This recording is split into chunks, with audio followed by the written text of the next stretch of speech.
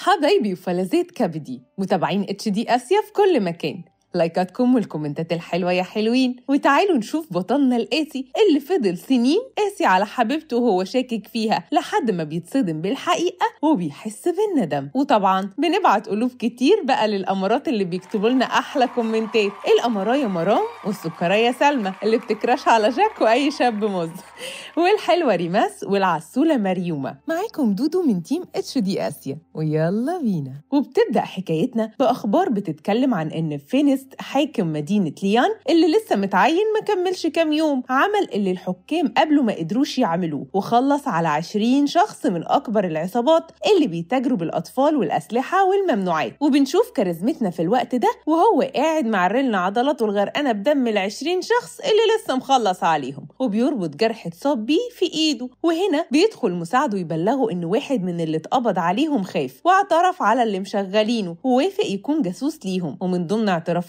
إن في قائد جيش متعاون مع العصابة بتاعته وشخص تاني اسمه مولين، وابننا بيسمع الاسم ده من هنا والغضب بيسيطر على ملامحه، وبيكون واضح كده إن في عداوة ما بينه وبين الشخص ده، لأنه بيقول لنفسه أخيرا الفرصة جت علشان انتقم منه. وتاني يوم بنشوفه داخل لحفل زفاف هيليا بطلتنا اللي بتكون مجبرة على الجوازة، وبنعرف إنها بنت مولين وإن مولين أصلا كان زوج والدته، وكانوا الأربعة عايشين حياة سعيدة مع بعض لحد ما والدته توفت من 5 سنين. وكانت كل حاجة بتقول إن هي اللي أنهت حياتها، لكنه ما كانش مقتنع بده، وكان واثق إن والد هيليا هو اللي خلص عليها، ودلوقتي راجع علشان ينتقم. وبيكون شكله كده ناوي لبنتنا على نية هباب، وده لأن أول حاجة بيعملها هو إنه بيقرر يتجوزها. ولما بتقوله يا عم مش طايقاك الجواز مش بالعافية، بيقول لها هو أنت الطولي، وبعدين هو كان حد أخد رأيك أصلا. وفي مكان تاني بنشوف تشينج القائد المتعاون مع العصابة وهو بيخلص على الشخص اللي اعترف عليه، على الرغم من إنه قال إنه قائد بس وما قالش اسمه. وبنعرف إنه يطيق العمى ولا يطيق فينست، وبيكون واضح كده إن في عداوة قديمة ما بينهم. المهم إن جوازة فينست من بنتنا بتتم، ولما بتقوله اتجوزتك أهو خرج أبويا من السجن، بيقولها في الأحلام ورحمة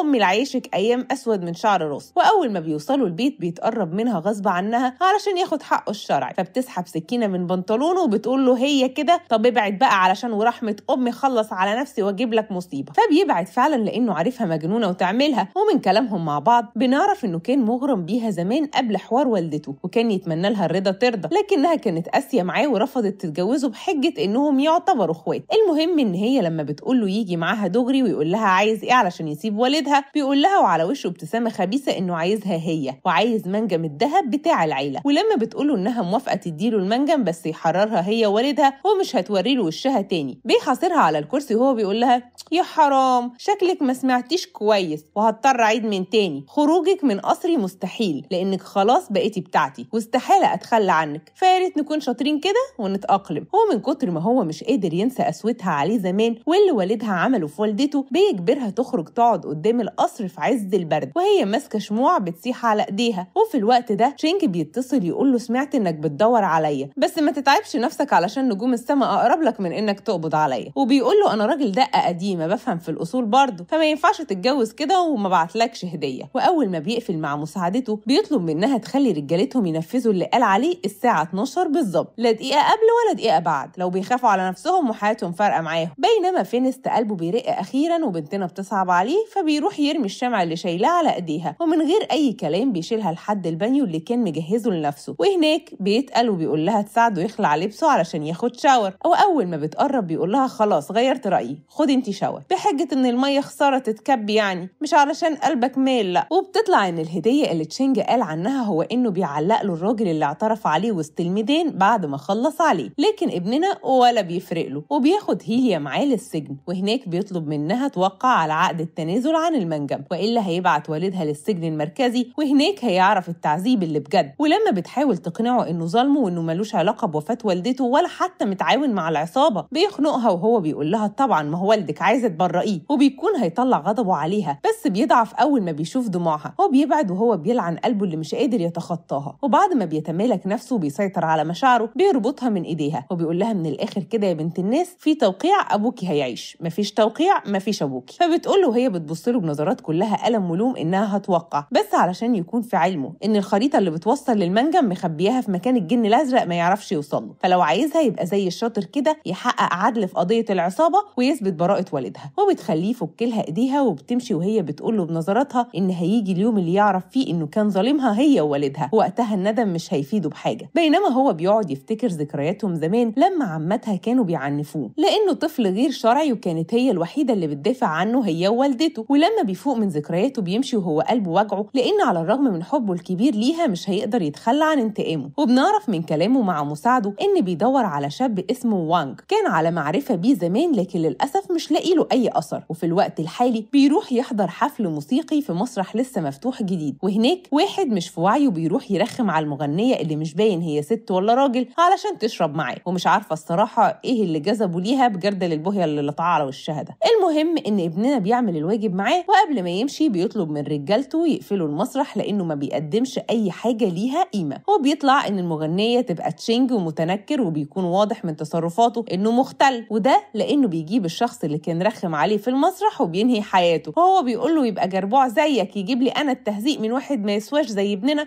المهم إن ابننا بيرجع القصر وبيلاقي بنتنا نايمة في الصالة، فبيطلب من مساعده يجهز له حاجة سخنة يشربها، وبعد ما بيخلعها الشوز بيشيلها على إيد واحدة. على عضلات المهم إن مساعده لما بيلاقي الحنية دي بيقول له قلبك مال ولا إيه؟ فبيتقل وبيقول له أنا استحالة، بس مش عايزها تتكل بالسهولة دي علشان أعرف أعذبها بضمير، واللي عايز يعذبها بضمير أول ما بيحطها على سريره بيضعف قدام ملامحها. هو بيكون هيتقرب منها فبتفوق على آخر لحظة وبتبعده عنها، ولما بتسأله عن والدها وبيلاوع معاها في الكلام بتخطف مسدسه وبتقول له بلاش أنا عشان زعلي وحش، وبضغطة واحدة دلوقتي أقدر أخلص عليه. لكن ولا بيفرق له لأنه عارف إنها استحالة تأذيه، وعشان ينهي الحوار بيقول لها ما تقلقش، وإنه هيضمن إن والدها يفضل عايش علشان يشوفه وهو بيعذبها. وتاني يوم لما بيتكلم مع والده بالتبني عن إنه ما يسلموش للسلطة المركزية ويسيبه هو يتعامل معاه، بيقول له فكك من الحوار الفاكسان ده واعرف لي من هي مكان المنجم، ولو فاكرني مغفل ومصدق إنك اتجوزتها علشان الانتقام تبقى أنت اللي مغفل، لأن عينيك فضحك ومشاعرك ناحيتها باينة للأعمى. وبيطلع إنه خطف والدها من السجن وبيعذبه علشان يعترف بمكان المنجم لأنه فقد الأمل في فينيس. وفي نفس الوقت ده بيحصل رعد وبرق، وبيفتكر فينيس من 5 سنين لما لقى أمه سايحة في دمها وماسكة ورقة مكتوب فيها إنها بتكره والد بنتنا، فاستنتج إن هو اللي خلص عليها. ومن كتر الألم اللي حاسس بيه بيفضل يضرب نفسه بالصوت على أمل إن ألم الجروح تسكن من ألم قلبه. وفي الوقت ده بنتنا بتلاحظ إن مفيش خدم في البيت غير واحدة، ولما بتسألها عن السبب بتوضح لها إن لما بيحصل برق ورعد فينيس بيجيله صداع وما بيكونش طايق يشوف حد قدامه، فمديهم أمر بإن أول ما يحصل كده يسيبوه لوحده. وبتكون جايبه لها رسالة واصله لها من يوان الشاب اللي رفضت ابننا عشانه من 5 سنين، وبيكون بعت لها إنه راجع من السفر بعد فترة. ولما ابننا بيشوف الرسالة في إيديها بيتعافرت، وبيرفعها من وسطها على الترابيزة وبيتقرب منها غصب عنها، وهو بيقول لها طبعا مبسوطة من إنه راجع وكسرة قلبي مش فارقالك. ولما بتحاول تهرب منه بيحاصرها على السلم وبيكمل اللي بدأه، وبتستسلم لمصيرها ودموعها نازلة وما بتحاولش حتى تدافع عن نفسها. وبنعرف إن من 5 سنين لما والدها قرر يخطبها ليوان راح طلبها منه وما وافقش لأنه بيحبها، فوالدها أمر الخدم يعذبوه عقابا على كلامه ده. ووقتها هي قالت له إنها بتحب يوان وإنها كانت بتتسلى بيه مش أكتر، وعمرها ما شافته غير أخ، ورمت له السلسلة اللي كانت اداها هدية قبل كده. لكن اللي ما يعرفوش هو إنها في الوقت ده جرحته بالكلام علشان تحميه وتخلي والدها يسامحه، وكانت أصلا بتحبه، وطول السنين دي كان قلبها ملك ليه هو وبس. وفي الوقت الحالي ابننا بيعرف إن مالك المسرح غالبا عنده معلومات ممكن تدلهم على مين هو القائد المتعاون مع العصابات، فبيقرر يروح يتكلم معاه، لكن تشينج بيسبقه وبيخلص عليه. بعدها بيروح ينتحل شخصيته وبيقابل ابننا على إنه هو، فبيتصدم أول ما بيشوفه، وبيكون ده وانج اللي كان بيدور عليه. وبنعرف إن من كذا سنة لما كانوا أطفال تشينج كان طفل مشرد ما عندوش مكان يعيش فيه، وفي مرة فينيس شافه وصعب عليه فاداله سندوتش كان شاري لنفسه. ووقتها تشينج فضل يمشي وراه في كل حتة يروحها، فقرر ابننا إنه يهتم بيه كأخ على الرغم من إنه هو كمان كان مشرد وما حلتوش حاجة. في الوقت الحالي بياخده بالحضن وهو مش مصدق إنهم اتقابلوا مرة تانية، ولا لحظة بيشك في إن هو يكون متورط مع العصابات. وبيقعدوا يتكلموا سوا عن ذكرياتهم زمان لحد ما تشينج بيعرفه بمكان والد بنتنا، وبيقول له ياخد باله كويس لأنه متراقب من ناس كتير. ولما بيوصل الكنيسة الكنيسة اللي قال له إن والد بنتنا فيها بيشوف شخص بيحاول يخلص عليه فبيصوب عليه بمسدسه، ووقتها والده بيجي للمكان وبيمثل إنه كان معدي صدفة وملوش أي علاقة باختطافه. وبيلاحظ فينست في جيب الشخص اللي لسه مخلص عليه صور لبنتنا وصور لوالدها، فبيحس إنها في خطر وبيخرج بسرعة علشان يدور عليها. وبتكون في الوقت ده في عربية بتتجول في المدينة وهي بتفتكر ذكرياتهم سوا، ومن الإرهاق بتنام على نفسها وبيطلع شخص للعربية وبيكون هيخلص عليها، وفينست بيوصل على آخر لحظة وبيخلص عليه. بعدها بيطلب من السواق يكمل طريقه وما يوقفش لحد ما تصحى. المهم إنه بيفضل سرحان في ملامحها وهو بيفتكر قد إيه كانت علاقتهم حلوة في الماضي. ولما بتفوق وبتلاقيه جنبها بتفتكره بيراقبها علشان شاكك فيها، فبتقول له اطمن أنا مش قذرة للدرجة دي، وبتوضح له إنها عندها معرض للرسم وإنها رايحة لهناك. ولما بيصر على إنه يروح معاها بتسبقه بسرعة على جوه علشان تخبي الصور اللي كانت رسمها له ومشاعرها ما تفضحهاش، وبتكون عايزاه يمشي فبيصر على إنها ترسمه، فبتوافق بشرط يسمح لها تقابل والدها. وفي الوقت ده بيتعب وبيفقد وعيه، ولما بتقرب منه بتلاقي حرارته عالية جدا وجرح في بطنه كان اتصاب بيه لما أنقذها، وبتعرف من مساعده إن الخنجر اللي اتصاب بيه كان عليه سم أفعى، فقلبها بيوجعها وبتكون حاسة بالذنب ناحيته، فبتطلب منه يلاقي دكتور بسرعة قبل ما السم ينتشر في جسمه كله لأنه قدامهم 4 ساعات بس. وبنعرف إن تشينج هو اللي ورا اللي حصل له، وبيكون اتواصل مع أكبر تاجر ممنوعات في المدينة وطلب منه يعمل اللي يقدر عليه ويمنع إن الترياق المعالج لسم الأفعى يوصل له. وبتكون بنتنا في الوقت ده قاعدة جنبه وهي منهارة بسبب خوفها من إنها تفقده على الرغم من كل اللي عمله فيها. وبنعرف إن تشانج ناوي يروح له على آخر كام دقيقة ويديله المصل هو علشان يخليه ممتن ليه ويكسب ثقته، لكن خطته بتفشل، وده لأن يوان اللي بيكون رجع من السفر بيقدر يوصل للمصل وبينقذه. ولما ابننا بيفوق وبيلاقيه يدوب هيلمس شعرها بيسحبها ليه وهو بيقول له ايدك لا اقطعها لك دي مراتي، فبيضحك لأن السنين عدت وما زال عنيد زي ما كان. وبيمشي بعد ما بيأكد عليه بإنه هيبقى يرجع يطمن عليه بعد فترة. ووقتها هو بيسحب بنتنا الحضن وهو بيسألها لو كانت خايفة عليه وعلشان كده بتعيط، فبتتقل وبتقول له هعيط عليك انت؟ لا يا حبيبي دي حاجة دخلت في عيني، فوق لنفسك وما تخليش دماغك تسوحك لبعيد قوي كده. لكنه ما بيقتنعش بأي حاجة وبيكون واثق ان دي دموع عليه، فبيتقرب منها وبيكون لسه هيعبر لها عن مشاعره الحقيقية ناحيتها، وبيطب مكانه وهو فاقد الوعي من تاني. وحرارته بتعلى فأم قلب حنين تهتم بيه وهي بتقول ان على الرغم من الكره اللي اتكون في قلبها ناحيته إلا إنها خايفة تخسره. وتاني يوم لما بيصحى وبيلاقيها نايمة جنبه بيفضل يتأمل ملامحها بحب،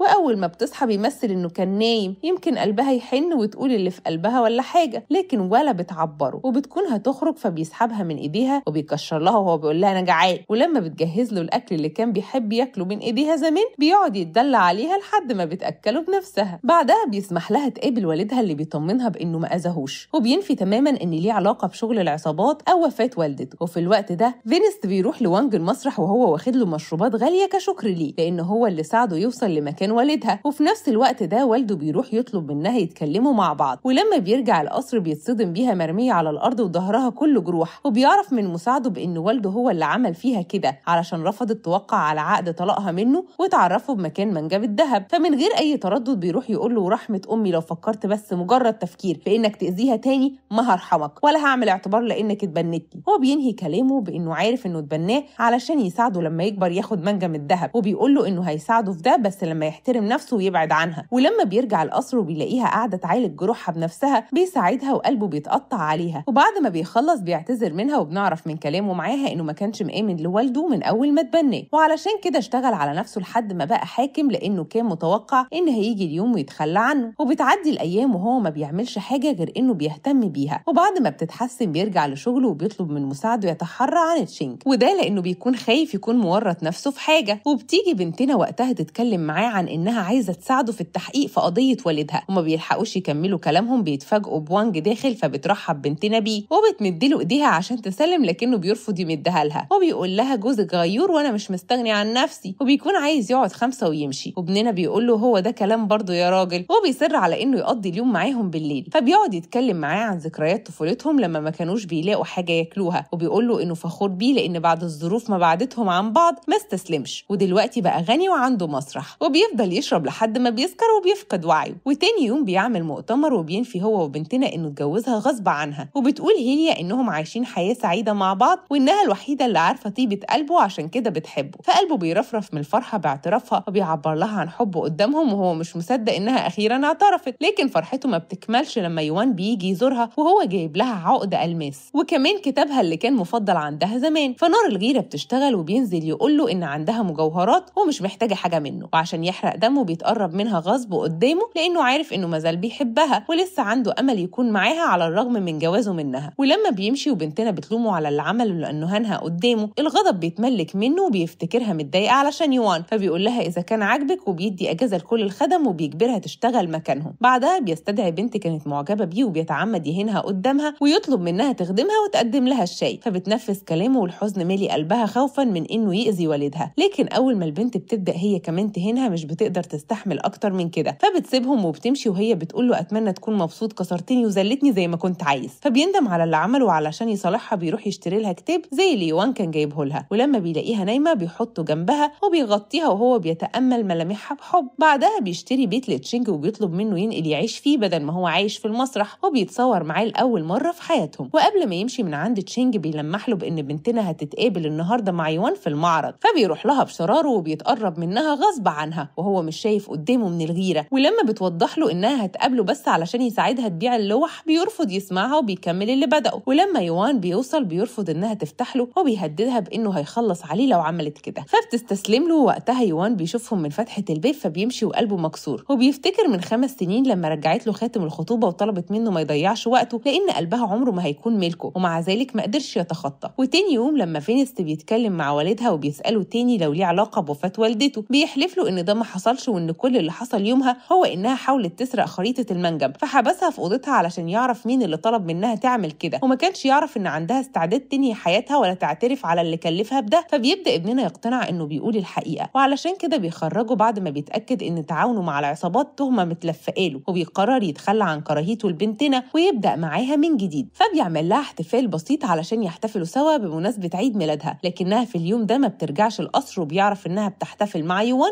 ووالدها، فبيقعد يشرب وهو منهار لأن في اعتقاده إنها بتحب يوان فعلا. وتاني يوم بيروح مع تشينج وهو بينقل لبيته الجديد وبيديله نسخة من الصورة اللي تصوروها، وبيطلب منه من النهارده يعتبره هو وهيليا عيلته، وبيفاجئه بإن على مدار ال5 سنين دول كان كل سنة بيشتري له جزمة يوم عيد ميلاده وبيشيلها له على أمل إنهم يتقابلوا، وبيكون عايزه يجرب واحدة منهم فبيتصدم بإن رجليه مقطوعة، فبينهار لأنه كان فاكره عايش حياة كويسة في الماضي، وبيطلب منه يعرفه مين اللي عمل كده وهيرجع له حقه، لكنه بيرفض وبيقول له إن ده ماضي ومش عايز يفتحه. وبعد ما بيمشي من عنده بيقول لمساعدته إنه عايز يوقع أكتر بينه وبين هيليا ويدمر لهم حياتهم مع بعض. وفي نفس الوقت ده فينيست بيقف يرخم على بنتنا علشان قلبها يحن بقى، وبيكون خلاص هيستسلموا يقربوا لبعض، فالأخبار الهم بتنزل ترف على دماغهم، وده لأن مساعده بيجي يبلغوا إن الملجأ اللي عامله للمشردين اتحرق. فجري بيروحوا يساعدوا المصابين وبينضم ليهم يوان وأيضا البنت اللي كانت رخمت على بنتنا، لكن بتطلع لطيفة وبتعرفها إن مفيش حاجة بينها وبينه وإنه بس كان جايبها علشان يخليها تغير عليه. وبيعرف يوان إن فرصته معاها وهو موجود مستحيلة، فعلشان مؤدب وابن ناس متربي بيوضح له سوء الفهم اللي حصل من 5 سنين وإنها كذبت علشان تنقذه. فالندم بيقطعه على كل اللي عمله فيها وبيقرر يعوضها عن كل حاجة. ولما بيلاحظ إنها تعبانة بيشيلها على ظهره لحد ما بيوصلوا القصر. وفي نفس الوقت بنسمع والدها وهو بيشكر دكتور يعرفه لأن من 5 سنين ساعده وقال إن والدة ابننا هي اللي أنهت حياتها، وبكده بيطلع إنه مخزوقها ومخزوق بنتنا وهو اللي خلص عليها بجد. ليه كده بس؟ ده أنا كنت متعاطفة معاك يا راجل. المهم إن بنتنا في الوقت ده بتكون نايمة وابننا بيلاحظ جرح في رجليها فبيقعد يعالجه لها، وأول ما بتفوق جري بيستغل الفرصة وبيشيلها. قال إيه؟ هيطلعها لأوضتها عشان تعبانة. وبتكون مشاعر بنتنا خلاص اتمكنت منها، فبتقرر إنها تديله مفتاح المنجم والخريطة علشان يساعد المشردين في المدينة لأن حاليا أوضاعه المالية مش أحسن حاجة. ولما والده بيعرف ده بيفهم إنه فكسله، فبيقرر ينتقم منه وبيتعاون مع تشينج عليه. وأول حاجة هو إنهم بيخطفوا بنتنا وبيستدرجوا فينست لمكان خاطفين فيه أطفال من دار الأيتام، وهناك بيطلبوا منه يختار بينهم وبين هيليا، فبيختار ينقذهم، وده لأنه عارف إنهم مش هيأذوا إيليا علشان المنجم. وبعد ما الأطفال بيخرجوا وبيضمن إنهم في أمان بيطلب منهم يسيبوها هي كمان وهيديهم المفتاح، وعلى الرغم من رفضها إلا إنه بيصر على ده علشان ينقذها منهم. فبتخرج وهي منهارة بعد ما بتعبر له عن حبها وبتقوله بنظراتها إنها هتستناه لحد ما يرجع، وما بتلحقش تتحرك كام خطوة والمبنى بينفجر. فبترجع وهي منهارة وبتكون فاكرة إنها خلاص خسرته، فبينادي عليها وهو بيضحك من فرحة خوفها عليه، وما بيديلهاش فرصة تتكلم وبيعبر لها عن حبه. وهو بيقول لها ما تفوليش عليا من بدري كده، قاعد في قرابيزك اهو مش هسيبك عشان ما تكونيش لغيري. ومن بعدها وعلاقتهم بتكون سمنة على عسل، وشي حب ودلع وهدايا وحاجة ما فيش بعد كده. وبنعرف إن زمان بعد ما اتبنى فينست خطف تشينج وكان بيعذبه من غير أي أسباب. بعد وبعد ما ابننا بيتصرمح له معاها يومين بيرجع بقى يفوق لوالده، وبيكون عارف إن اللي خطفوها تبعه لأن الأسلحة اللي كانت معاهم نفس الأسلحة اللي بيستخدمها. فبيروح يقول له لو مستغني عن روحك كرر اللي عملته مرة تانية،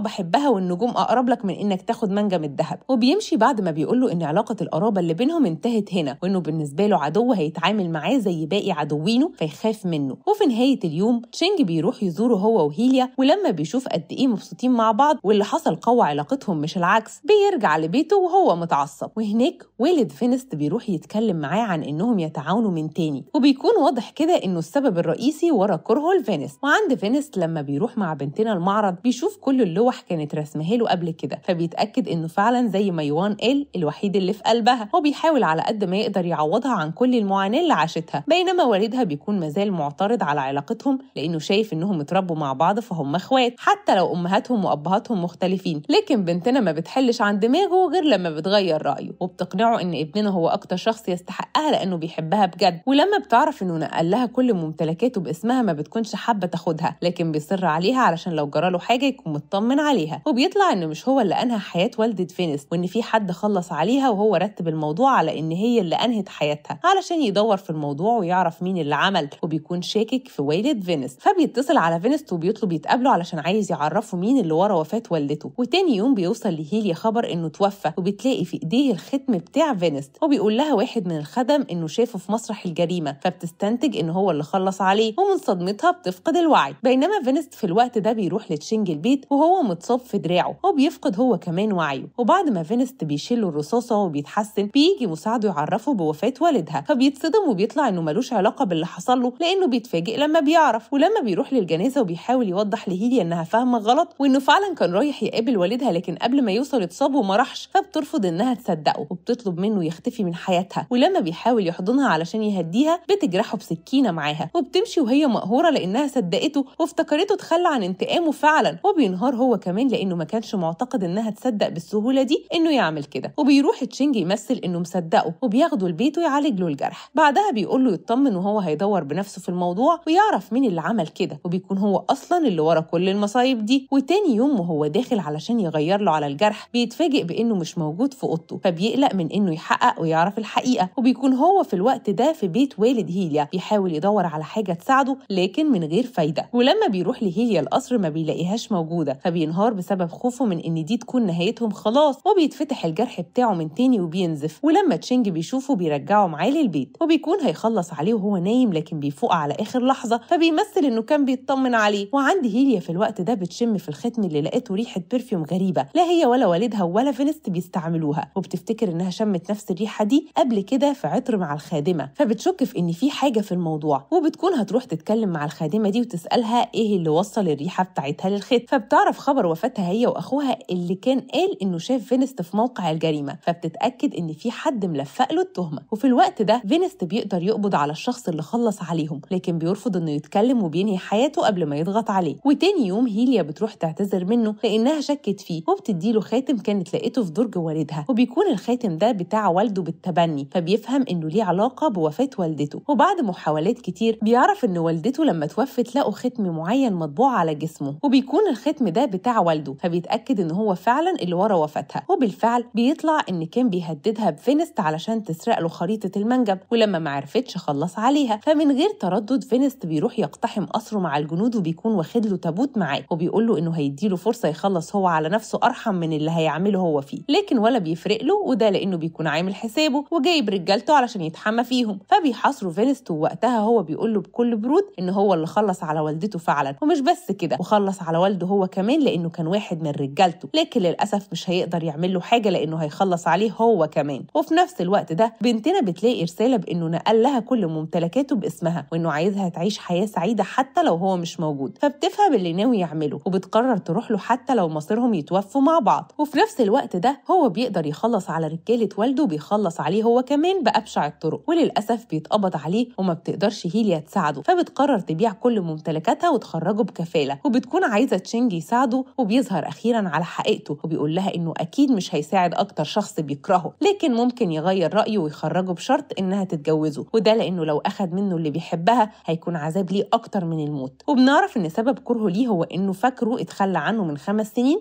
علشان السلطة والثروة، وكان عارف باللي والده بالتبني بيعمله فيه. فلما بتحاول توضح له إنه ظلمه وإنه طول السنين دي كان بيدور عليه، بيرفض يسمعها وبيقول لها لو عايزاه تخرج تجيله تاني يوم في المسرح علشان يتمموا جوازهم، وبيسيبها ويمشي. وتاني يوم يوان لما بيعرف بيروح يهرب فينست علشان ينقذها، وبيكون تشينج متوقع إنه هيجي وبيكون مستنيه في المسرح. فأول ما بيوصل بيخلي مساعدته تاخد بنتنا وتمشي، وبيحكي له عن كل المعاناة اللي والده بالتبني عايشها له لأنه شافه وهو بينهي حياة والدته، بينما هو كان عايش في النعيم وما كانش مهتم بأي حاجة غير حبه لهيليا. وبيقول له إنه بعد ما تخلى عنه وقرر يوافق على التبني ما اهتمش باللي عمله وراح له علشان يعرفه باللي شافه، لكن وقتها خدم عيلة هيليا ضربوه وتسببوا في إنه يخسر رجليه. وفي نفس الوقت اللي كان بيعترف فيه هيليا بحبه، وعلى الرغم من إن ابننا ما بيكونش ليه ذنب في كل ده إلا إنه بيحس بالذنب ناحيته، وبيركع على الأرض وهو بيترجى ما يأذيش هيليا حتى لو هياخد حياته، فهو ما عندوش مشكلة، لكن بيرفض وبيقول له إن النهارده هيموتوا هما الثلاثة مع بعض. وبيضربوا رصاصة في دراعه ورصاصة في بطنه. ولما بيوضح له إن ما كانش عنده نية يتخلى عنه، وإن في اليوم ده كان بيقابل هيليا علشان يطلب منها تقنع والدها يتبناه، بيرفض يصدقه. أو الحقيقة هو إنه بيكون خايف يكون كلامه حقيقي ويكون انتقم منه وهو ملوش ذنب، فبيقرر يقتنع باللي يخفف ألمه، وهو إنه يقنع نفسه بإنه تخلى عنه، وبيصوب مسدسه عليه. لكن على آخر لحظة الشرطة بيوصلوا وبيخلصوا عليه. وعلى الرغم من كل اللي عمله، فينست بينهار على وفاته لأنه كان بيعتبره أخ بجد. ولما مساعدته بتشوف اللي حصل له بتنهار هي كمان لأنها كانت بتحبه وبتنهي حياتها. وبعد 3 سنين بنعرف إن فينست رجع لمنصبه كحاكم مرة تانية، وإنه قدر يخلص على كل العصابات وتجار الأطفال الموجودين في المدينة. وبنشوفه عند قبر تشينج في الذكرى السنوية لوفاته وهو قاعد يفتكر في ذكرياتهم سوا. وفي نهاية اليوم بنشوفه وهو بيعرض على هيليا إنهم يتجوزوا من تاني، فبتوافق وهي مبسوطة. ولما أيدا ويوان اللي بيكونوا اتجوزوا بييجوا يزوروهم وبيعرف منهم إن أيدا حامل، بيوشوشها بإن هو كمان عايز بنوتة شبهها، فبتضحك وبتعرفوا إن هي كمان حامل. وأخيرا بيعيشوا حياة سعيدة مع بعض. وكده خلاص خلص مسلسلنا. أشوفكم بقى المسلسل الجاي. سلام.